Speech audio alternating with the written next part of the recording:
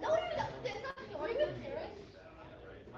He doesn't. He's not old. You know that chicken wing? It's a full that beef chop area. That beef chop is Oh yeah. Move it. Move, sunshine. Move, Ricky. Yes, cellular. Yes, wait, maybe I'll be home. Can you give me that for a minute? I need help. I'm gonna fight Ricky. Wait, Ricky, move. Ricky, move. I'm better. Weehaw, where are you? Weehaw, you said you'd help me. Yeah, water bottle. What's up there? Where are you? Wait, who's on this chair? Sasha, move on this chair. Be a Ricky. You don't sit there. I'm claiming the seat. Look at your own seat now. Already claiming the seat. You said they want it. No, because I know I'm sitting on it now. You want to you're gonna hug me? Ricky can't hug me. Ricky.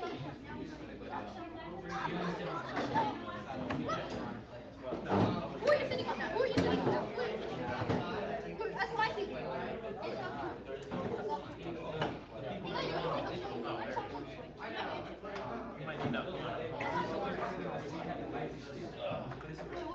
Wait, are you playing a chicken making ball? Yeah.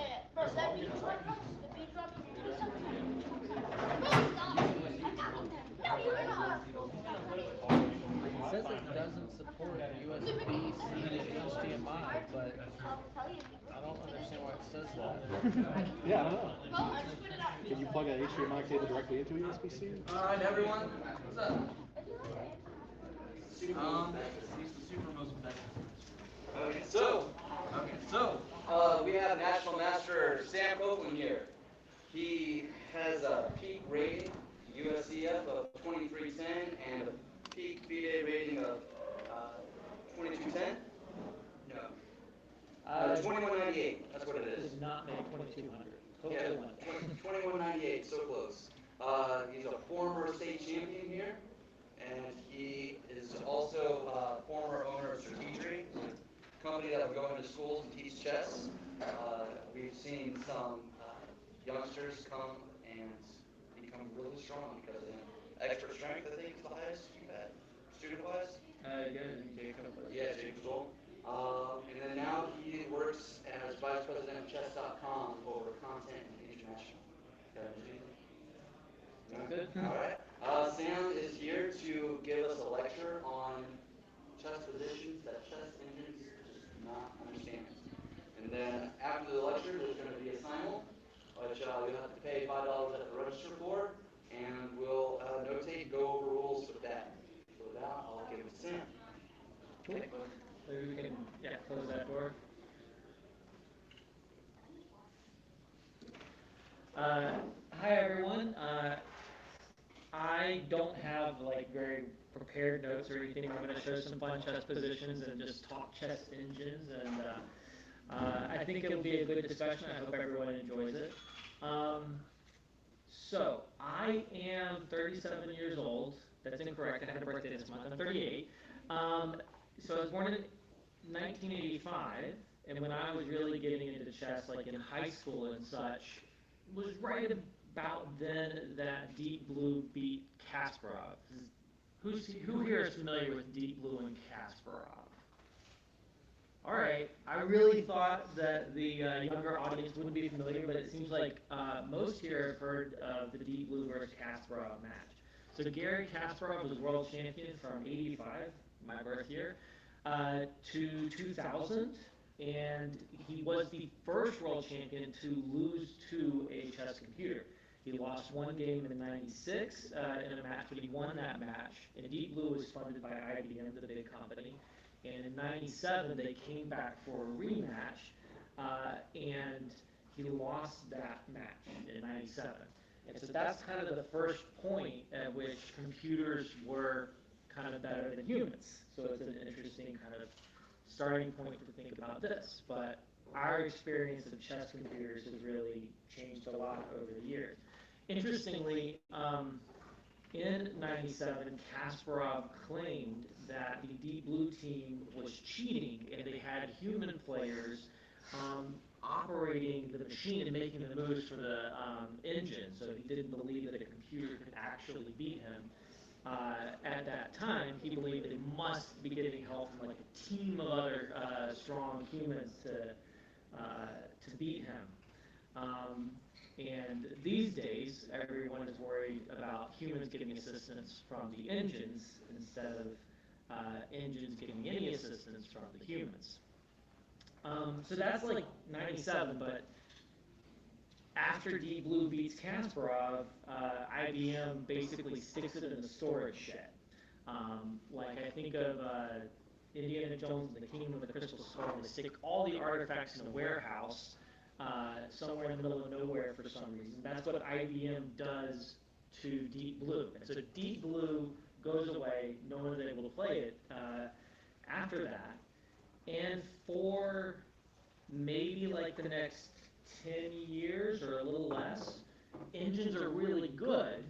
And the ones that people can get and put on their laptop, which would be a chunky laptop relative to today, but they could get it and put them on their laptop, they'd be stronger than like me, you know, a good bit stronger, but not necessarily stronger than the best human, right? So they're still kind of competing against humans. You look at the your opening preparations, your games with a computer, and they might point out some tactics you hadn't seen, but like mid-2000s, they're also still making really silly mistakes at times. We'll talk a little bit about that in my first example. And then somewhere around like 2006, 2007, they get to be like 3,000 rated. And so they become much, much better than humans, and it becomes a point, something where you basically just use the computer analysis and they're almost always right, like at around 2010 or something. And from that point on, we've gotten to a point where now chess engines are like 3,600 or 3,700 in strength. So the very best human rating in the world is Magnus Carlsen's at 2881, 2882, I think 2882. So that is a gap of closing in on 1,000 rating points. The gap between a top chess engine today and the very best human is like the gap between a master and a 1,200 player, which is just, I think, about impossible to fathom. It's really difficult to understand how strong the very strongest chess engines are. So that's changed our relationship with chess engines in all kinds of ways. Now you basically, on any device you want, probably on my smartwatch if they had an app for it, we could have a chess engine that could beat anyone in the world, any human being in the world. Still, chess engines are fundamentally pieces of machinery, so they have some weaknesses, and there are some things that humans can understand that engines can't. And we're going to look at some of those positions today that I think are really fun and creative, and they allow, I think, the human sides of the brain to come through. One thing I'll mention before we kind of dive into some of the positions is it's kind of useful, I think, to understand how chess engines work. So it's evolved over time, but when you look at Deep Blue and the engines over like the next 10 years, what they're basically doing is calculating almost every chess move. So they start in a position, like on move one, we have 20 possible moves, and they look at all 20 possible moves, and then they look at all the responses, and then they look at all the responses after that, and they try and calculate it as far as they can, and on each kind of move, they're looking at the position on the board, and they're assigning some numbers to things like how many pieces are on the board, right? But also how many squares one controls. They might give a number for king safety. If your king doesn't have any cover, that would be like a negative number that would factor in. And so they're kind of putting all this stuff together and being like, this position is 54, that's really good. But this position over here that we can reach is a 55, so I'm going to try for that position. One other thing that they do there is they don't calculate every possible position because the number of possible positions, like, I don't remember, 4 moves into a chess game or some shockingly small number is like larger than the number of atoms in the universe. Like chess is a really complex game. You can't truly brute force it. The engines do a much better job than humans. So when they look at a position and they're like, oh, this position is a 12 because I lost the queen on the last move, they'll kind of chunk that position out. And they'll say, okay, that position was terrible. I don't want that position. I'm not going to look at anything else in that line. And so that's called pruning. It'll be important to our discussion today. And they're basically constantly pruning lines and saying, that's terrible, that's terrible, that's terrible, that's terrible, so that they can focus on maybe 10 different variations and go really deep into those that it thinks are the best ones, right? And you all do the same thing, right? Like, you look at a position, you play queen h5 and try and scholars mate. Your opponent plays knight f6 before you got your bishop out, your queen is under attack on h5, and you move your queen away, right? You ignore all of the possibilities that leave your queen hanging, right? You don't calculate moves that are obviously really bad, right? And so engines try to avoid doing that as well. Any questions on any of that so far? When did neural networks start becoming useful? That is really interesting. So neural networks came into play in 2017. So that's kind of, it is 20 years to the date, or not to the date, but to the year after Deep Blue beat Kasparov, right? And so for 20 years, chess engines were operating this, let me calculate really deeply, let me look at all the positions, I'm going to improve how I give those numbers to positions so that I know how much king safety is and how much I should be valuing that, etc. In 2017, AlphaZero came out from Google, so another massive tech company built another awesome chess engine, and what it does is neural networks are kind of like a black box where it lets the chess engine, the neural net, figure out what those numbers are that it should be using for king safety, for material, for pawn structure, all of these kinds of things. So previously, like, humans would say, you should value pawn structure this much, and then they would, and maybe it would turn out badly, and they kind of adjust that value for pawn structure. Neural nets basically let the engine figure that out for itself through constant iteration and trying to play games over and over against itself and see, like, how much should I be evaluating a rook versus a bishop and all that stuff. It's really exciting, and for those of you who are interested in neural nets and AlphaZero and things like that, it has amazing tech implications. Let the engine figure this kind of stuff out for itself. Not only can it learn to play chess, it can and did learn to play Go better than any Go player, but theoretically it could also learn to, like, diagnose disease, you know, like better than HouseMD ever could, in terms of, like, getting an understanding of, okay, this patient has these symptoms, these characteristics, all of these factors, probably what they're complaining about is this, right? And in theory and time, they could be more accurate than a doctor can in these cases, just as a chess engine is better than a human in those cases. Super, super exciting. There's all kinds of other things that theoretically you could put a neural net into this space and let it learn how to do this thing, and it could do it better than humans. So in 2017, Google developed the AlphaZero chess engine, the neural net chess engine, and it played a test series against Stockfish, the best chess engine in the world today, and back in 2017, and it won that match. There's been a lot of discussion saying that Google kind of set that up in a way that favored it, so it wasn't really a fair match.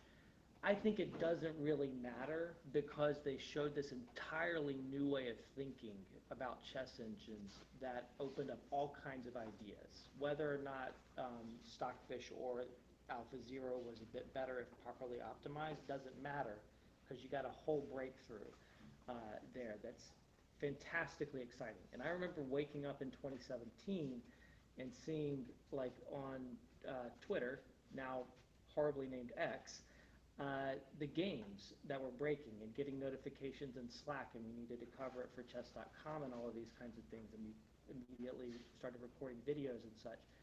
And it was just so exciting because the ideas in the games were just nothing like any other chess engine could do, or a human.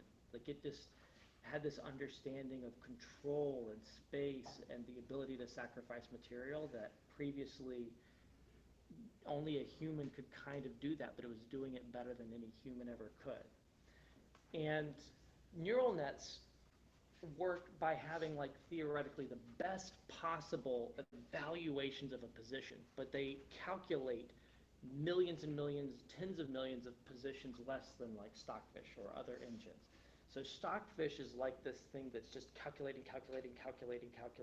Most engines are like that.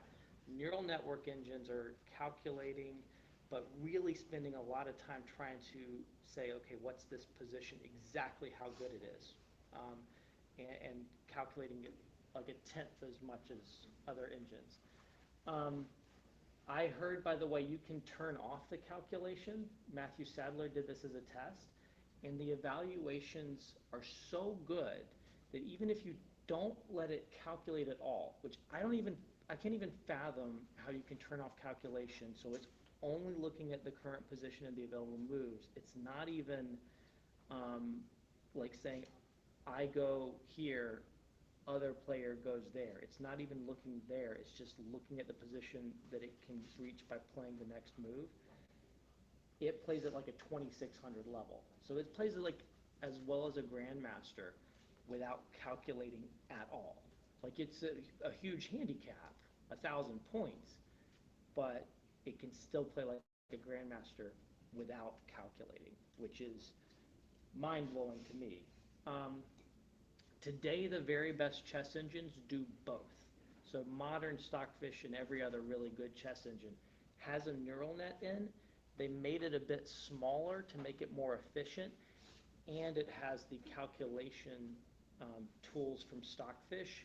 So it's calculating still millions and millions of positions, but then it kicks the position to the neural net and says, hey, what do you think about this? What do you think about this? What do you think about this? And so it's the best of both worlds, and that combination has led to like 200 points of progress and a big leap forward in the technology. It is pretty cool. I have one other question on the Yeah. neural net type. So the neural nets were able to determine their own value of, like, how valuable is having a good pawn structure, how Yeah. valuable is king safety. But that sort of implies that the coders gave it the sort of language of first look at pawn structure and king safety and those sort of things, and it come up with its own metrics that we haven't even given it. It is doing that. I am using words like king safety and other things like that and applying it to the metrics it came up with, but the coders didn't give it any of those terms. It's just looking at it like it's a blank page, and they actually released a whole academic paper. If you want to spend 40 pages looking at an academic paper with lots of academic charts, they did a really interesting analysis of what that process was. And you can see points where it suddenly understands, hey, I should start castling, like that's valuable, and other things. But the coders didn't tell it, you should do this. The queen is the best piece, and other things like that. And you can see when it starts to pick up on those concepts for itself, right? Chess as a game has certain basic truths in it, the neural nets understand but can't explain the truths better than a human. But like it's true that the queen is the most valuable piece. So it'll, as it plays, it initially doesn't know that the queen is the most valuable piece, but it'll very quickly learn that. And then there are much more complex things that it'll take many more millions of games to learn. Does that make sense? Yeah, so along the timeline, it could have sort of an inner vocabulary of chess concepts that are completely foreign to humans. Yes, like it has that net there. I don't know about completely foreign. It could, like, some of them could be not what we use. Like you said, it's kind of a black box. Sure, I think that that's fair. One example is that after Alpha Zero, there's become a thing known as the Alpha Zero pawn, which is pushing like a rook pawn, like typically your H pawn up and advancing it, where normally we would think, hey, we need to focus on the center. Sometimes we'll push a rook pawn, but we don't want to do that much and neglect the center. And the engines have learned that once they're developed, that's one of the best things to do. They do it at a much higher rate than humans. So there seems to be a concept there that they latched onto. And then humans go learn from that and see, like, the engine's doing this a lot. Maybe there are many more positions where I should be pushing my edge pawns up the board and creating some space in that side of the board and other things. Does that make sense? Yeah. No, thank you. Yep. Yep. Why do, like when I look at the chess engine games, why don't they let the chess engines duke it out instead of like playing in positions that are like theoretical positions? They do that.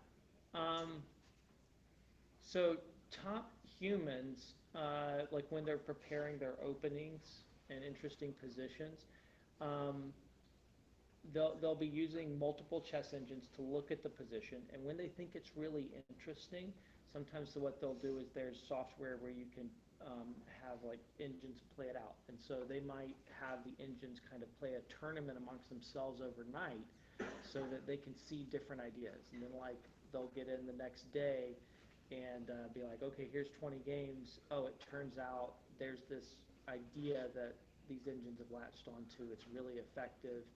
I should do this position, I should play this position, or I shouldn't play this position based on what I'm seeing in the results. So they do that sometimes, and there's a thing called the TCEC, the Computer Engine Chess Championship, where the top engines play that gets like 600, 700, 800 viewers all the time when it's active. And on chess.com, we have the Computer Chess Championship, chess.com/CCC, where the best engines are playing all the time. And there are enthusiasts who are watching that and enjoy seeing them play out different positions.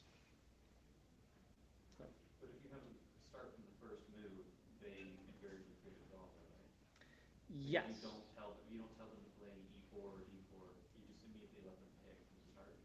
If you let two top engines playing against each other choose their own openings, they will pick like the Berlin defense or other very solid openings almost all the time, and you do get a ton of draws. In chess engine tournaments, both the TCEC and the Computer Chess Championship on chess.com, what's done is you pick some really interesting positions to start from, and they play those positions. And they play a game pair. So they play one game with white, one game with black to this opening position. So to win the game pair, you need to score a win from the favorable side and a draw from the other side, if you can. And they won't be balanced positions. They'll be positions where it's on the cusp of potentially winning advantage and a draw. And there'll be positions with lots and lots of available ideas. So it's not like, okay, everyone's going to do this thing, right? The engines will have choices to make, and different engines will pick different moves. Sorry, another question. Mm-hmm. Is that who do you think is the best computer right now? Is it like something like Torch, Stockfish? Like, who do you think is the best computer right now? Yeah. So you've been reading up, which is cool. Stockfish is the best chess engine in the world right now. No one's disputing that. And then runner-up right now at chess.com, we just recently launched and announced a project called Torch. So we have a chess engine called Torch, and on the Computer Chess Championship platform, it's ranked number 2. Stockfish has a lead, so getting from number 2 to number 1 is quite a leap. So it's ahead of Leela, which would be the other engine that's right around number 2 on our platform. But those are close. And some engines are better at different things. So some engines are really good in blitz chess format. Some are really good in classical, so they have different advantages. So Stockfish is clearly number 1. Torch, which is newer, is close to Leela.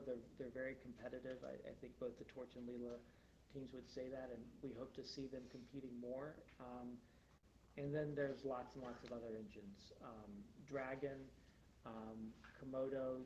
Dragon is a neural net version of Komodo, and Ethereal, and et cetera, et cetera. And so it's hobbyists and programmers often enjoy developing different engines. In fact, Torch is multiple hobbyists who were kind of working separately, coming together and feeling like, okay, let's come together, pull our ideas independently as one person. We can't really compete with Stockfish, but we got some good ideas. If we come together and work together, maybe we can make a challenge that'll be more fun than doing my hobbyist engine where I'm ranked 5th or 6th in the world or something like that. Yeah. How much does computational time factor in? Like, do these chess engines like take as much time as possible? Because it sounds like it's a hybrid of brute force and neural net, and it seems like the more time you gave brute force, the person would be better, right? Is that true? Yes, but you reach a point. So if you ever watch like the World Championship, they'll have an engine called Sessa, who's a super computer. There are others out there who will follow Magnus's games there, so we'll follow the World Championship games. You'll see it reach peaks with a depth of 40 up to 50. That depth is ply, and so 2 ply equals like 1 move, right? Because you got a white move and a black move. So depth of 40 is 20 white and 20 black moves, right? So that's about as far as it could calculate. That doesn't mean it's seeing every possible move, because it's pruning, like we talked about earlier. So it's discarding constantly millions and millions of seemingly really bad variations. Because of that, the deepest it can calculate is something like 40 or 50 as a depth. But it starts to hit a point where it can't really look further.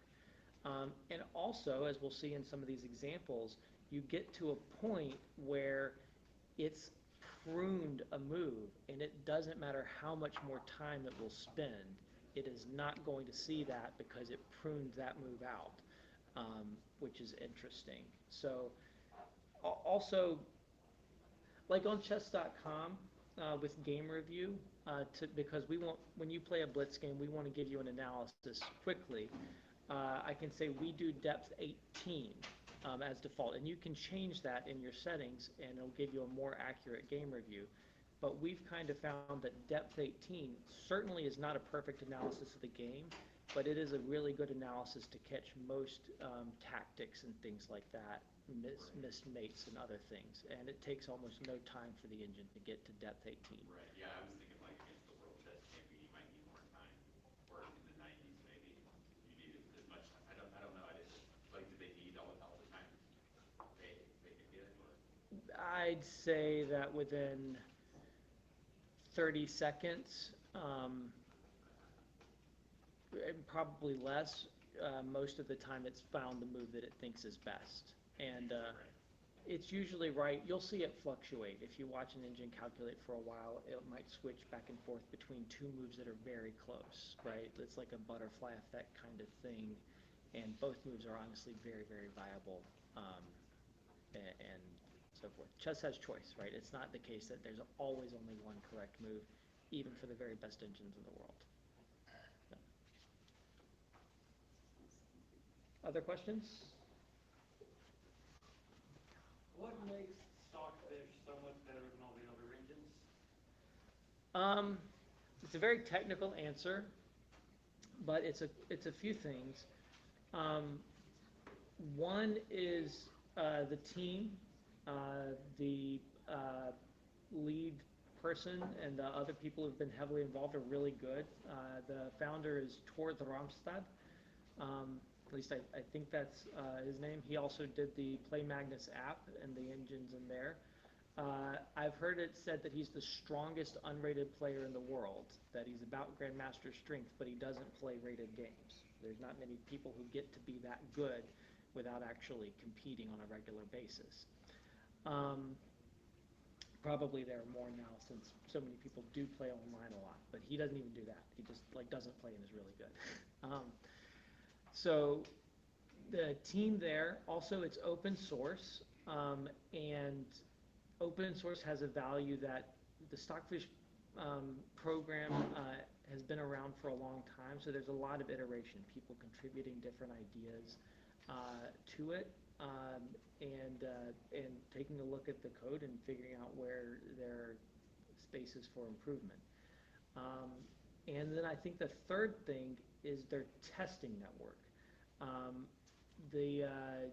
The benchmarking suite that they have is, I can't remember, like 1,500 cores or something like that. They have a really powerful, the access to a really powerful benchmarking suite in the cloud. And it's all of the hobbyist programmers that I mentioned, they don't have that resource, right? So when they test stuff out, it's kind of hard for them to know if they make a change, if they've actually made the engine better. But Stockfish has a really strong cloud benchmarking system that allows them to make a change and test it really effectively and accurately and be like, oh, we improved like 1.2 ELO. And that has made a really big difference over time. And I think one of the cool things about the Torch project at chess.com is they've improved some other open source benchmarking tools that other engines can use, and helps out other developers as well. So those would be some things. Yeah? Sorry, I know it's been a lot of questions. It means that seemingly there's interest in the topic, so I'm happy to talk about whatever people are wanting to talk about. Cool. Well, I was just wondering, so I guess, from what you said, which is, so an engine prunes out bad moves, and then it, and then it calculates, based on the remaining moves. So if someone were to make a change to Stockfish, I mean, I can imagine some kind of this efficiency-related change, meaning, okay, this, calculate faster and stuff. But besides that, I mean, if someone makes a change, would it be something along the lines of, well, okay, here's how you evaluate a board position, and now I'm going to change the weights a little bit, and so over time they learn how to adjust those weights and maybe define new like chess principles in a certain way, and and is that how they've generally been improving Stockfish? Would that be a fair description? Historically, that is the kind of improvements they'd make. They'd be like, you know what, maybe we should be evaluating king safety a bit more. Let's change that to a value of 1.13 in the system or something like that.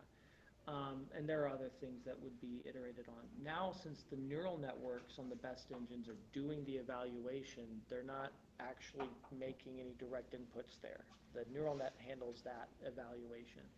An example of a change that was made recently in Stockfish, like I think like a week ago or something, was you know how you hear the advice that in a bad position you should try to confuse things, right? Because maybe your opponent will make a mistake.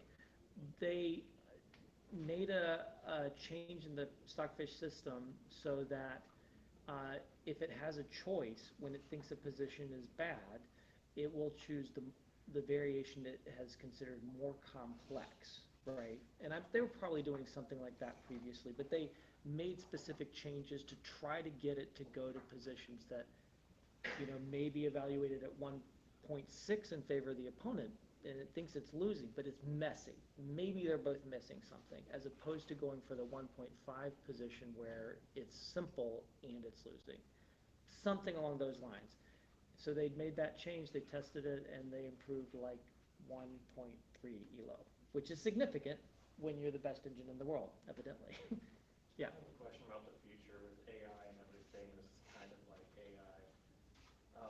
Are there going to be like AI books, or like is there AI theory from these chess engines that they can just like write out?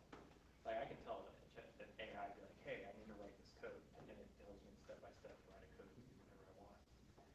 Is there like, how do I beat this position? And it writes out everything. Like it would do all the computing, but write it out. So engines are really bad at that. Okay. The best engines play amazingly well, but they can't tell you anything other than that this is the best move and it's evaluated at this number, right? They can't explain, this is a really good position because the king is too open here. There's not an immediate checkmate, but the king safety is going to be a decisive factor in the game. Is there an attempt to make the engines do that, or are they just trying to make good players? Yeah, so I've got two other thoughts there. One is I think what you're looking for is, can we plug like a chess engine into Chat GPT kind of thing? Yeah. Exactly. If you can go give Chat GPT like a chess position, a fin, and say, explain this to me, and it will do a terrible job. I don't know if there's a future where it could have plugins for engines and it could eventually do a better job. Maybe, but I think that there's a lot of steps missing technologically there that seem easy when you first see ChatGPT do something cool. You think you can bridge those gaps really quickly. There's still a lot to be done there, but maybe there are breakthroughs. At chess.com, we are working to make it so that engines do a better job. So probably a lot of people have used game review on chess.com. We tell you when a move is brilliant. We tell you when a move is a blunder. Sometimes you agree with it, sometimes you don't, but probably it makes your experience looking at the game quickly afterwards mostly better, right? We are working on it, and if you use it now, you'll see some of it, getting it so that the engine and the tools we have can recognize isolated pawns, king safety, pawn structure, and other things, and give you dialogue and feedback about that. So you'll see some of that in game review already. We're making a lot of other strides, and basically it's a totally separate engine development that allows the engine to start identifying those factors and communicate about the ones that are most significant. Right now you can see this best if you use the coach bots on the web, and they'll be coming to the apps in the next 1 to 2 months, and you'll start to see a lot more communication. Yeah. I'll have a few on there, but I don't think we've released on the apps at least all of the dialogue that's available on the web.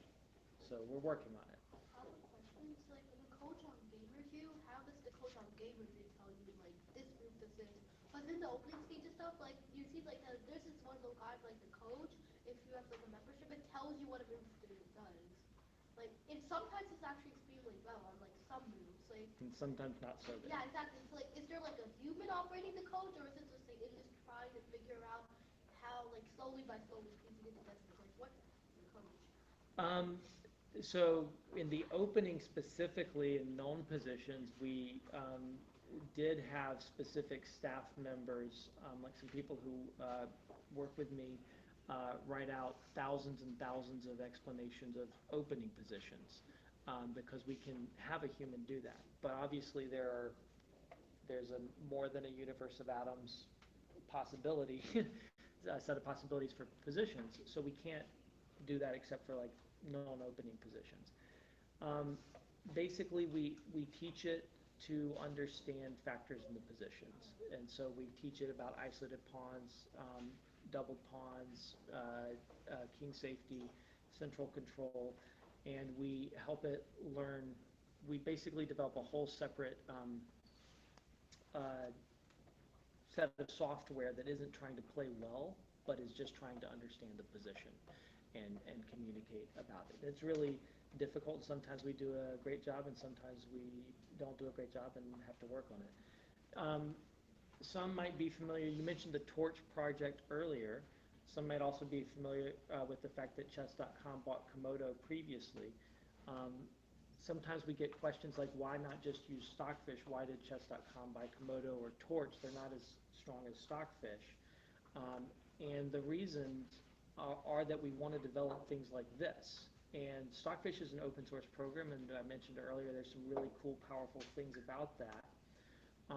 But if we want to put an engine in our apps and try to improve it, or if we want to develop coach explanations and other things like that, if we use Stockfish, it has to be open source too. And we're investing, lots and lots of money to hire people to help figure out how to explain a position and do game review and other things.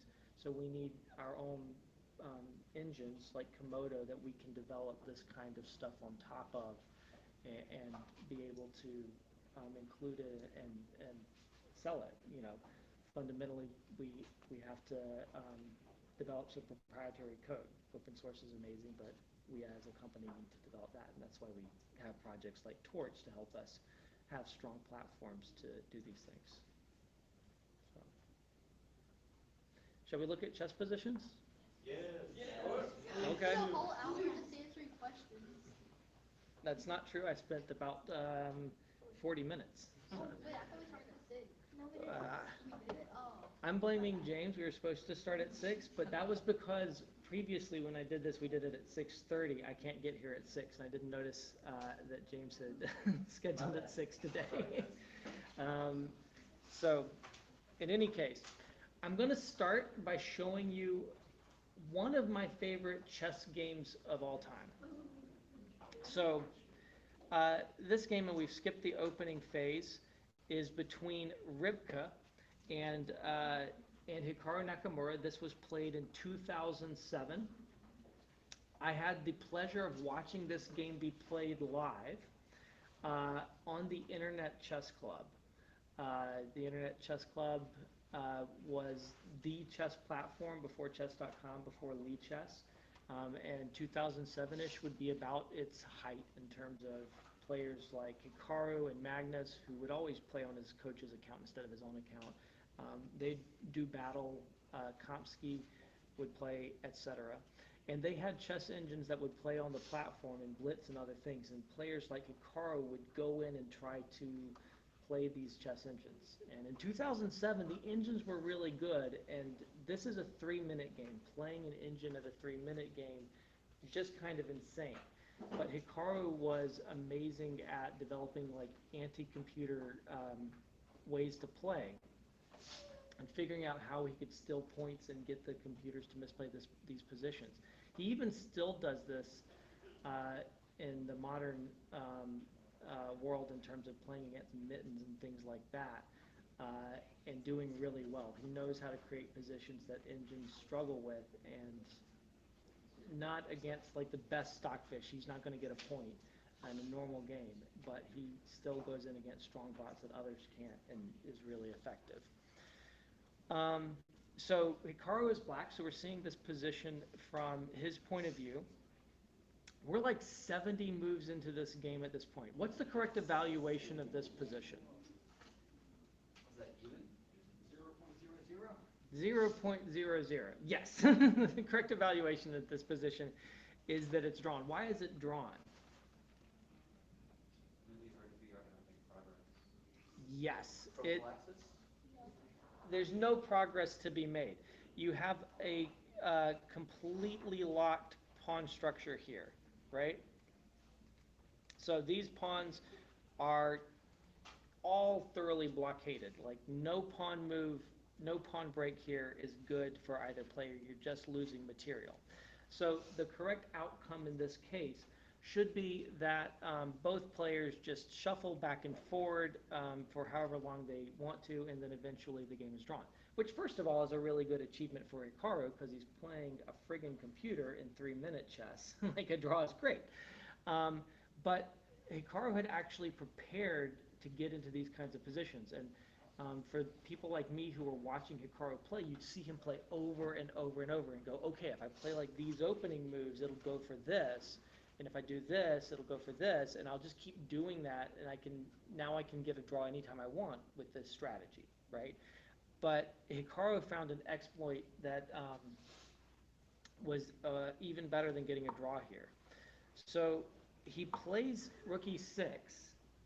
He walks into the fork. You'll see I gave rook e6 2 exclamation points because of the deeper plan here. It walks into this fork, allowing the knight to hit the queen and rook. So white wins this exchange. What is the correct evaluation of the position now? It's still 0.00, right? It's still dead drawn. That didn't matter at all. Was the rook any good? The rook was no good, right? The knight's better than the rook in this position, right? Because the position's still entirely blocked. What does the computer think the evaluation of the position is now? 0.2? White's barely. White's better because it's up 2 points of material. White's better because white's up 2 points of material. So now the computer thinks that it's like +2, right? I've got my notepad sitting over here to cover the different variations and such, but I'll drop it down here and see. So the modern engine says +0.29, but this is 2007. Ribka just thinks it's like winning here. Ribka's not as good as modern Stockfish, but even modern Stockfish still sees like, oh, white is better a bit. Not true. It's dead, dead, dead drawn in theory, right? But a computer and a Hikaru understands that. Stockfish doesn't. So I'm going to zip forward quite a bit. This game is not short, by the way. One of the most impressive things about this game, besides how Hikaru thinks the engine, is just that he manages to do it so fast that he actually has enough time to play like 170 moves in a 3-minute game. That's insane.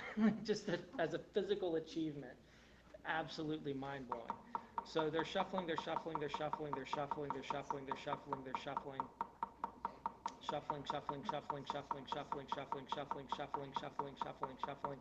And eventually, Hikaru goes and plays there. Rook e4, bishop b3, and queen e6. All right? So he gives up a second rook, which the computer gladly accepts, and he recaptures like this. At this point, what is the correct evaluation of the position? +4. The eval bar is still on. Yeah, but what's the correct evaluation of the position? Still even? It's still even in this position, right here. It's still ultimately a drawn position, a position in which the rooks are not superior to the bishop and knight. The computer now thinks, probably Ribka thinks, it's like +5 right now, because it's won 2 exchanges, and it's super happy about that, right?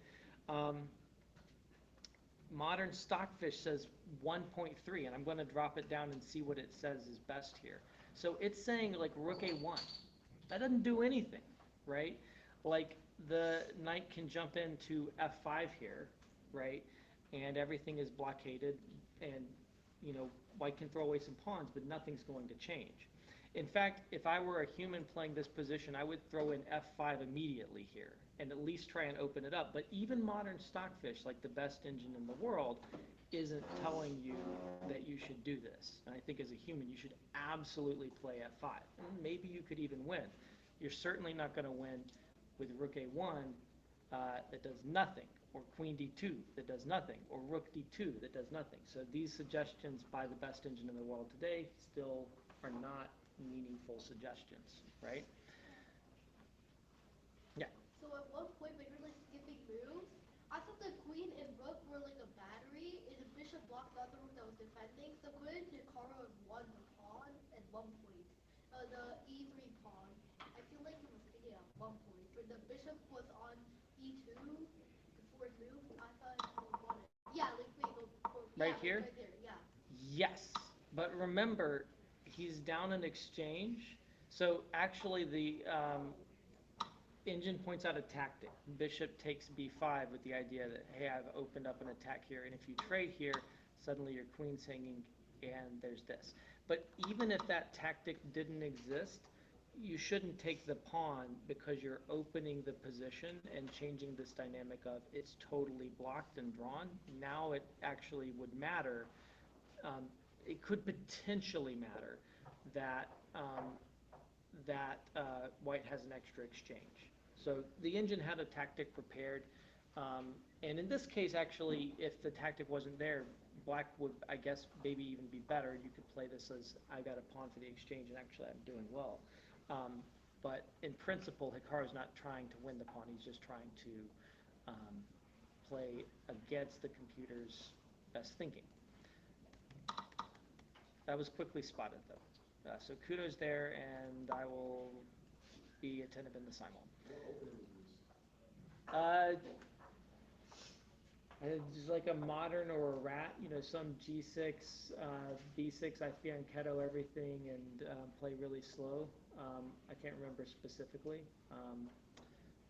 I'll take a look up. I don't see where it says it, and I don't want to click back. What? It says the draw. G4 and then D5. But Hikaru was playing basically to lock it up, so he goes for G6 later and such. So the engine is playing kind of a weird opening, but this is what you get when you play the Grob, Brandon. All right. So we sacrificed the second exchange. Okay, so this should still be drawn, but the engine thinks it's totally winning. So basically the trick that Hikaru has created here is a situation where what should happen is a draw by the 50 move rule, right? So the game should be drawn by the 50 move rule because both players should shuffle around and do nothing. Who thinks they know what's going to happen? I think when it's about to reach the 50 move rule, the computer will contemptuously push a pawn. Yes. So there's only one pawn break available to white, which is to throw away this pawn. So when the computer's about to draw the game because of 50 moves back and forth, it's eventually going to play c4 and say, absolutely no way I'm drawing because I'm up, +4 or +5 or something like that. And you see that Stockfish's evaluation is sinking. Like eventually Stockfish realizes it's going to be a 50 move rule, like in the eval bar over to the side. For a while, Stockfish was like, I'm better, I'm better, I'm better, I'm better. And then eventually it realizes, oh, it should be a 50 move rule draw. Ribka's more optimistic than modern day Stockfish, and it finally does. Boom, c4. The position should be drawn after c4 still, but suddenly, this is a mistake where now only black really should be able to win. And actually, this 3-minute game is one where Hikaru's played so quickly and pre-moved so much because he'd really practiced these positions and knew what he was doing against the engine, that he's actually like ahead on time. The engine's running out of time, so it's playing really badly as well. So he's also managing to almost flag the engine. So he takes this pawn. Now he's better basically because the knight and bishop are in no way inferior to the rook. He has a passed pawn, and also he's got the potential to pressure the pawns here. Now these are weak too because you've given up one pawn. So he goes and attacks that pawn and then swings the knight over. More pressure here, and there's these ideas as well. And the king starts coming in. And according to modern day Stockfish, the last drawing move was rook b2, and white should be able to grovel the way to a draw. I don't actually even know if that's true. It doesn't really matter. Ribka continues sitting here, and actually Hikaru could improve. Eventually, Ribka drops the b4 pawn. And then this pawn is in trouble too. Now you've got two connected passed pawns. So Hikaru starts marching these pawns up. And having outwitted the computer opponent, Hikaru is certainly not going to let this finish simply. So he goes and advances. He could have won already. He's just That's his favorite. But is crazy. The zip line is bad.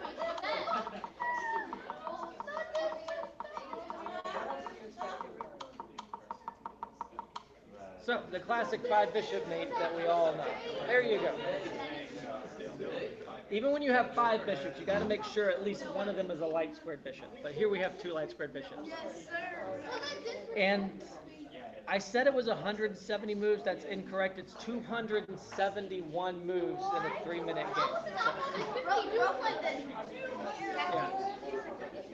Absolutely insane. Again, watching that live was incredible. Like you're watching it and you get to hear me narrate it, and I think you all enjoyed the game. But you kind of know you're about to see something special. Like when I was watching it live, I was like, no way he's going to be able to win. And then you see like just this flurry of moves that's just happening like that, and he beats the engine. Was absolutely crazy. Also, don't do this to your human opponents. It is disrespectful to go and promote all of your pawns before giving checkmate. Like, just checkmate them efficiently. But for an engine opponent, you can do whatever you want. So. 2 queens is okay. 5 bishops is Think about this. Not about your opponent's queen.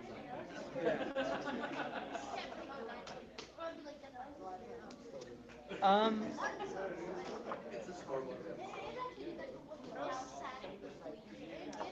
I think I'm going to show one more position. So I prepared a few different positions, but I think based on just the way the conversation has gone, I'm going to show one more and tell one more story, and we'll end there. But if you're interested in more on this topic, I have an article on chess.com. I have videos on my YouTube channel.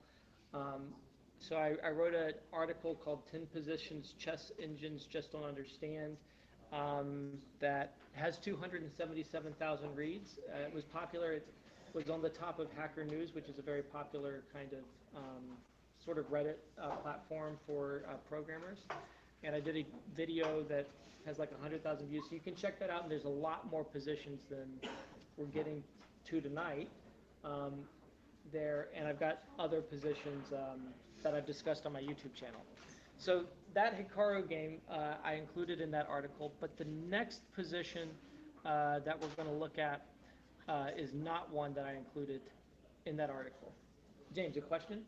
I just finished reading Megan and Mora. Yes. And throughout that book, he uses, what engine starts with the R? Rivka? Rivka? Rivka? Yeah, apparently that's the engine that he used when he wrote that book. And every time he sacks his knight on D5, Rivka says, no, it's totally losing. Yeah. And then he ends up winning anyways. Yeah. It's like a forced win in like 8 moves, it turns out. So Rivka just doesn't understand. That certainly does happen. Couple of things. One, Rivka's kind of an older engine, so modern Stockfish is going to be much better at understanding when a knight d5 sack is good or not.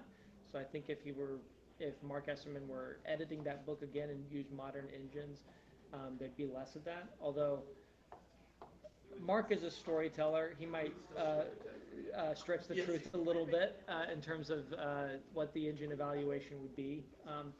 But also, I think there's an element there of maybe the knight d5 sacks are objectively good, and maybe Rivka just isn't strong enough to see it. I was just saying knight d5, but I was... Yeah. But sacrificing in general seems to, at the high level, Yeah. seems to confuse computers. Sacrificing so I would say 2 things. One, complex positions, and ones where you're sacrificing for initiative and structure and king safety, open lines, whatever, are complex positions. They're harder for humans. They're harder for computers too, right?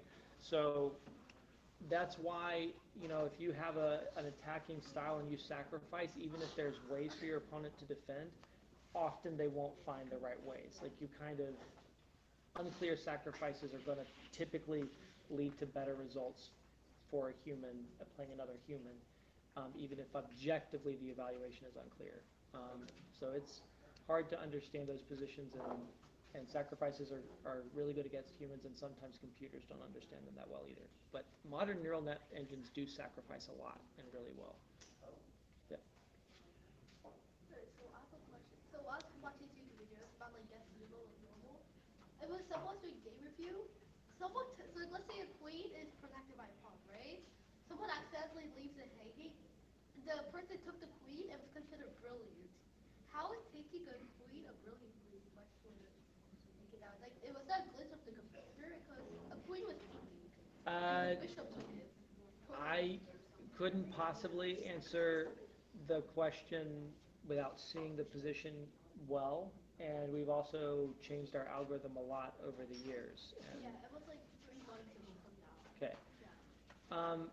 Basically, without seeing the position, maybe it was just a really bad annotation. There are some that occur, but when when we look at a brilliant move on chess.com, basically we're saying that one player played a sacrifice and it was the best or nearly the best move in the position. So it's pretty simple as a basic concept. It gets a lot harder than that, like we were talking about teaching engines to understand isolated pawns and king safety and those kinds of things. The brilliant move algorithm also understands other kinds of things, like you didn't have any choice but to sacrifice the material and other things like that.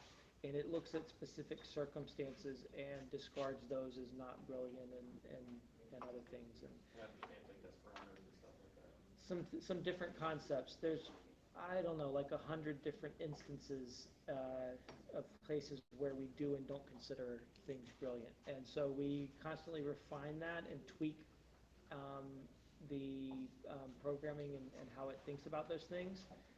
And like I'm in a channel where we discuss that and we'll bring suggestions and say, hey, this move was deemed brilliant, but it doesn't seem like it, and we'll try to find how we can communicate that to the engine. And then we run it on like a database of 5,000 games, and it says, okay, now that we've changed this on the benchmarking database we have, now we're discarding 3 moves, and we look at them and we're like, okay, those 3 moves really aren't that brilliant, so that sounds good.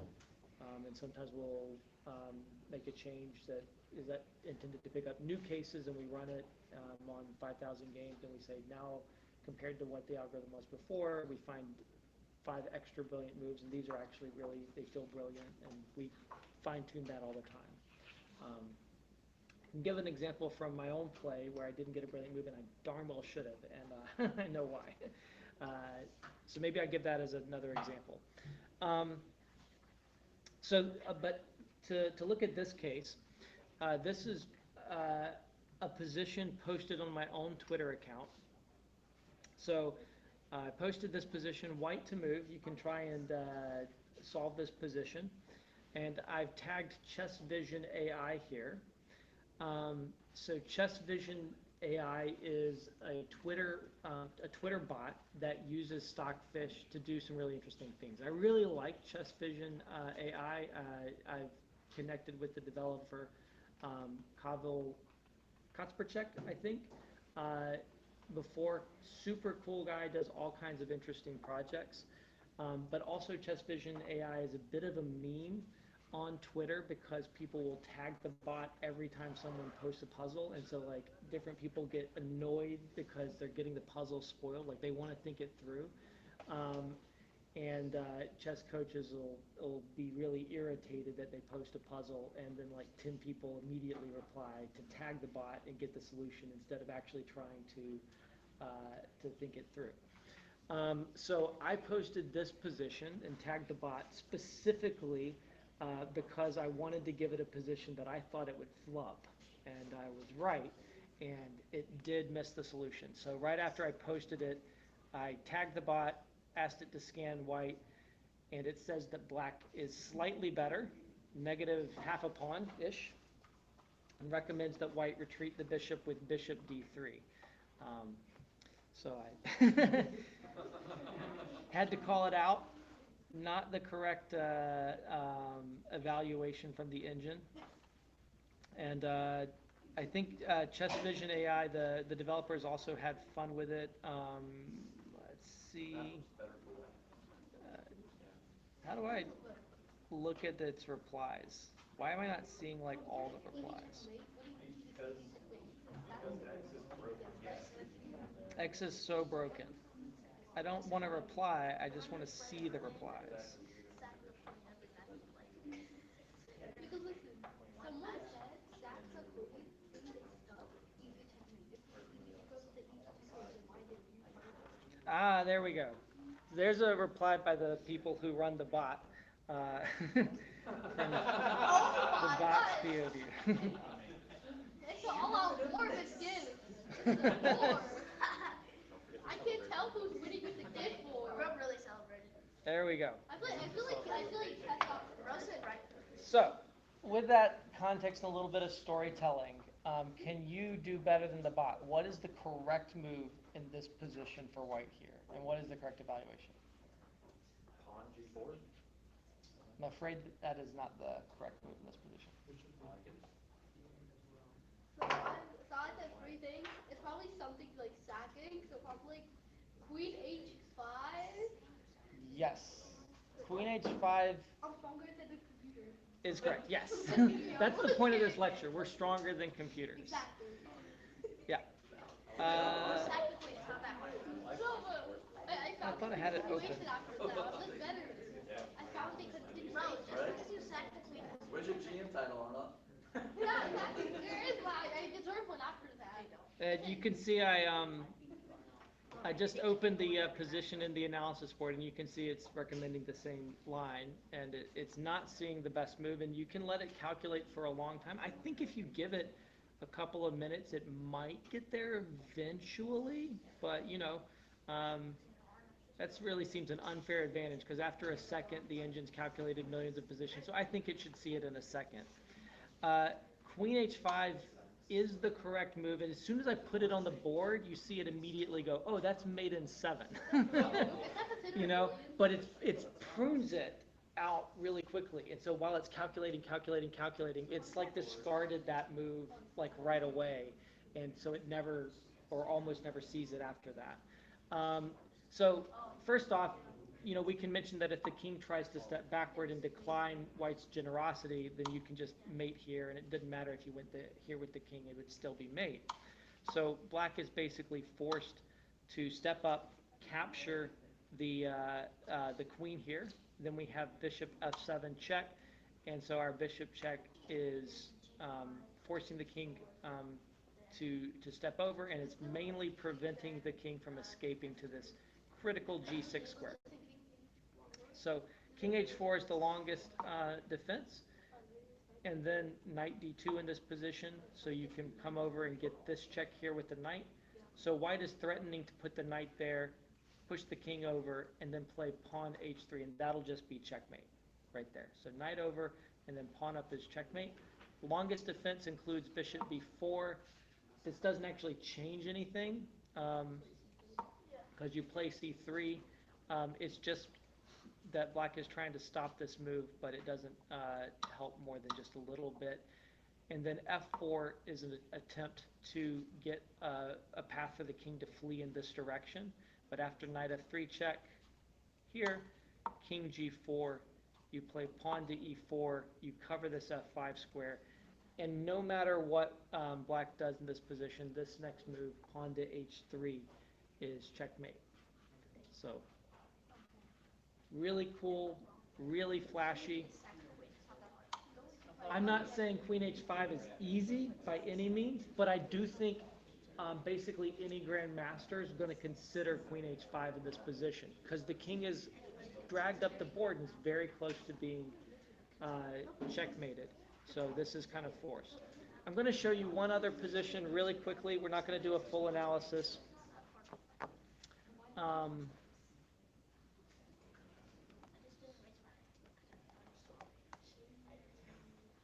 Because I would not have had confidence to play there. Because I would have been like, yeah, calculation, right? Nah, that's 7 to 10. Wait, are you sure the thing that we're playing? Yeah, of course, many would have it. Wait, that was played on my birthday. This topic played on my birthday. Let's go. No, it's not.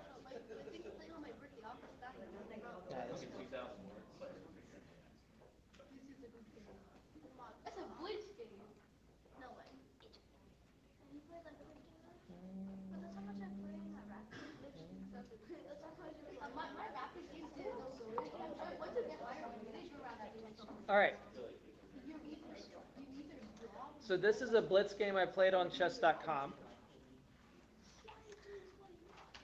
And in this position, I played the move pawn to f5 here. So it's a blitz game, but I had seen the next move. I hadn't blundered it. My intention here is, after playing pawn to f5, to play bishop takes g7 on the next move, sack the bishop, and then play like queen takes. So I'm just devastating the opponent's king here, and I should win. The move that had to be anticipated, even in a blitz game, is bishop g5, right here. And what is the correct move?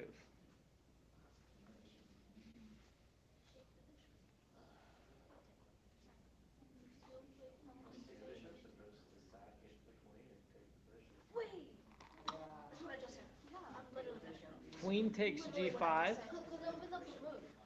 It opens up the rook, so queen takes g5 is the correct move. And I'll show why this is winning in a moment. It takes a bit for the computer to get it. Not so long, like the Stockfish is going to get it, but I think the depth 18 the default game review runs at doesn't see it. But I ran it even at max depth, so I ran the game review, so it takes like 5 minutes. So it has enough depth to see that queen takes g5 is in fact a winning move. And this is like the best chess move I've ever played, right? So it still doesn't give it a brilliant move. So I'm mentioning kind of the brilliant move case that that you mentioned. The reason that it doesn't give it a brilliant move is that we have as part of our algorithm, and I think this has been fixed now, that if you're in a pin and then you give up the piece that's pinned, it's not brilliant, you just had to give it up. So we had pruned out a case like this. But queen takes g5 isn't forced because I have bishop e3. So we had to open up cases where you can still be brilliant even if you have your piece pinned, if you're not forced to sacrifice it. So bishop e3 was a fine move here, which means that the move should be brilliant, right? It was a choice by me. Anyway, that was a long debate in our Slack channel about the algorithm. But I won, and everyone agreed this move should be brilliant, and we should fix the algorithm. So the thing is that after pawn takes rook h7, and I basically have two threats here. I have the idea of rook takes g7 check, king over, and then rook h1 checkmate, right? The bishop is helping attack this. But I also have the quieter threat, like if you play e5 to shut out the bishop, simply rook h1, and it's just mate right here. So it's not simply checkmate because there's moves like rook f6 and trying to run with the king, and rook f5 and other things. Like black has defenses, but none of them is quite good enough. Like it's actually an interesting position to analyze. My opponent played rook f6. One thing I wanted to, so one line here, by the way, is rook f7. And okay, you can take this, and that's pretty good, but the flashiest here, you can see the engine now, is rook h8. So this is one line I was really hoping for. King takes, pawn takes, and basically this is just checkmate, right? So that would have been super, super pretty. My opponent played rook f6. I went for the mate threat here. So the king runs over. Now I take over here. And my opponent doesn't take back. This is a pretty good defensive try. Rook takes, and I'm threatening rook to h8, and that's going to lead to checkmate. Bishop e6, rook h8. And in this position, it was a blitz game. I don't remember how much time I had left. 50 seconds. I played rook f7 check, and I won the queen. Like the queen has to take. But then my opponent was faster than me, and I only got a draw in the time scramble because we're both under a minute. And I will eternally regret that I didn't just play rook e7 here. And then this is just basically checkmate.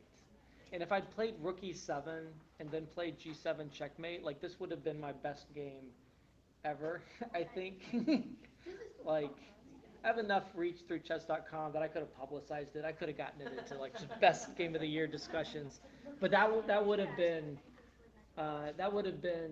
a personal peak. In any case, queen takes g5 was still super fun, and the positions afterwards were still super fun.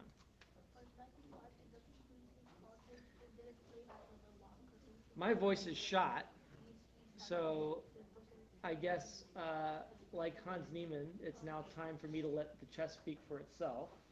Yeah. Oh. I can't even play the silent. Oh, are you guys talking now? You chess.com and non-even? He's talking with our fair play team. Good. Good. I'm surprised he didn't do the greatest thing in chess ever and cheat title Tuesday this week. So thank you guys. Thank you guys for doing the lecture. So now we're about to do the simul. I just closed For the those tab. who So if you have have paid it. their $5 at the register, so we can take a few minutes if you guys need to go pay. And Sam, you're going to be white in all your games, right? Yes. Sam's going to be white in all his games. Time control for the player